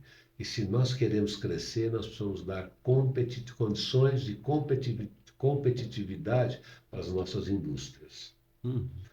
E daí começa, né? Começa todo um desdobramento disso daí, porque é muito difícil conseguir isso, é muito difícil. A Receita não tem funcionário, mas na minha concepção não existe o difícil. Na minha concepção existe um planejamento, um trabalho sério, foco e lutar por aquilo que você acredita. E dentro desse contexto todo, quando a gente consegue melhorar a arrecadação, a gente traz empresas para cá, nós temos condição de nos tornar um ponto de logística, de distribuição, porque geograficamente nossa posição é muito boa, né? Então, é um trabalho que a gente está construindo, Rafa. É um trabalho que a gente vem construindo, vamos continuar construindo muito forte, cada vez mais para atingir o objetivo onde que a gente quer chegar. Não, e é um trabalho muito importante, porque você pega caçadora, os 4, 5 maiores empresas de caçador, é exportação. Sim. Então é muito interessante para a Muito cidade. interessante para todo mundo. Né? E aquilo que você falou, vai acabar fomentando que vai trazer outras empresas para cá. Pô, eu vou para lá porque lá tá mais perto. Sim. E a prefeitura agora é uma das metas que o prefeito apresenta para a gente. Nós temos que parar com a prefeitura tem que deixar de ser burocrática. Nós temos que viabilizar, nós temos que contribuir para o nosso empresariado. Nós precisamos fazer facilidades, criar facilidades para que empresas chegam aqui e sejam bem acolhidas, tenham facilidade. Nós temos que vencer às vezes, o sistema burocrático muito antigo, com uma visão arcaica. Temos que entender que nós estamos no século XXI, moderno, atividade, rapidez, o governo está aqui para poder colaborar com a indústria, colaborar com o comércio. Essa é a nossa grande função. Cara, bacana, bacana. Marton, eu te agradeço, cara. Foi bom você ter vindo aqui foi muito bom. Acho que eu falo muito, né? Não, você que eu falo o essencial. E eu quero ter você de novo aqui, porque nos bastidores a gente estava comentando sobre um assunto em que eu sei que é de grande interesse teu, meu também, e de algumas pessoas que eu quero convidar para esse episódio, que é a Guerra do Contestado. Opa, eu sou defensor da guerra do contestado. Dentro da proposta do trabalho que eu apresento, o governo federal tem que reconhecer a guerra do contestado, porque infelizmente a guerra do contestado não faz parte da grade curricular nacional. Hum? Isso é um pecado. Hum. Houve a guerra, houve o sofrimento, houve as mortes. A gente tem que entender cada momento histórico é um momento. A rodovia, a ferrovia foi importante, a gente não está discutindo isso. Mas a gente tem o direito de ter a nossa história reconhecida, porque foi o nosso povo que morreu. Exato. E a gente tem que honrar o nosso povo. É obrigação nossa honrar o nosso povo. Né? Aquele que lutou pelo direito do que era o patrimônio da família dele. Porque é a mesma coisa hoje chegar os caras aqui e tomar conta das fazendas. Aqui, como que vai entrar? Pode, né? Mas o dia que você chamar, eu venho. Cara, e vamos trocar uma ideia desse assunto que eu acho que foi muito bacana. Legal. Marton, Obrigado, cara. obrigado você. Obrigado de Muito coração obrigado. mesmo. Foi muito bom a nossa Você conversa. ter vindo aí, eu gostei muito. Que legal. E te espero a próxima Pode chamar que a vez gente vem. aqui. Valeu, Obrigado, Marton. amigo. Obrigado. Boa noite. Gente, esse foi o nosso papo com o Roberto Marton, né? Foi muito bacana. Se vocês acompanharam até aqui, tenho certeza que vocês gostaram. E daqui um tempinho nós vamos ter mais um papo aí com o Roberto. Ele vai também contar um pouquinho mais como é que está a evolução desses projetos aí. E a gente vai comentar sobre esse assunto aí da Guerra do Contestado. Gente, muito obrigado e valeu e até a próxima.